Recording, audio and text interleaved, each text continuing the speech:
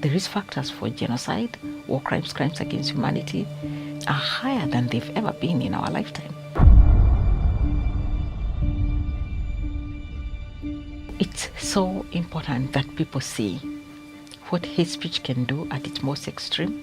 Adolf Hitler, for example, created the Ministry of Propaganda and Public Enlightenment to completely change the landscape. And if you go through what that ministry was charged to do, was to lift the stereotypes and prejudices that exist in societies and move them into the space where they actually become incitement to violence, so that ordinary people then become enablers.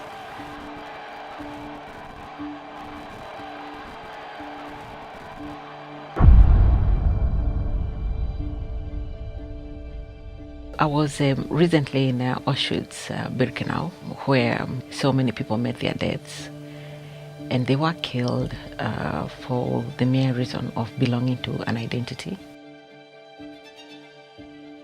Most of them belong to the Jewish community, and they were killed not because of anything that they did, but because they belonged to an identity.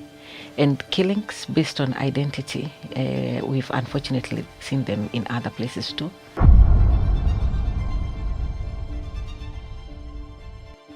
In Rwanda, we do know that there was a genocide against the Tutsi, who are again targeted for killing just because they existed, for no other reason, just because they existed and existed as a specific identity.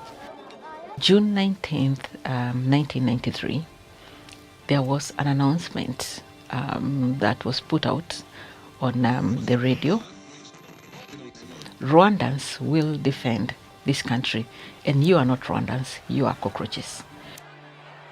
So when I say genocides are planned, you can see the way hate speech is used, so that the populace begins to get used to the fact that there are people who are being described as cockroaches, and what you do to cockroaches is to kill them.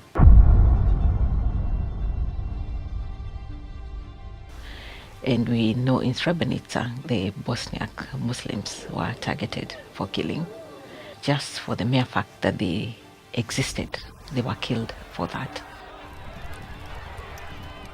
The leaders, they would be on national television and they would be speaking about the Bosniak Muslims, making reference to them as inferior.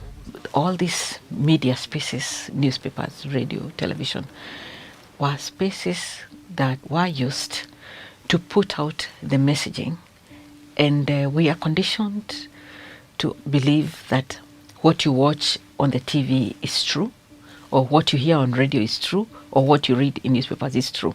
And so when you hear on television a description of a people like the Bosniak Muslims who are described as inferior because they had converted to Islam, therefore they did not qualify as Slavs, then you see the power of hate speech. You see the connection between these ordinary stereotypes and how they can then morph and then become the hate speech that propels people to enable the killings.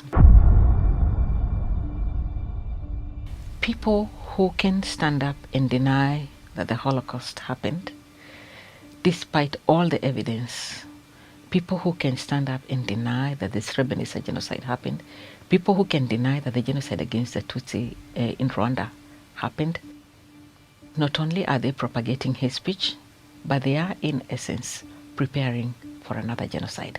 So we must take them very, very seriously.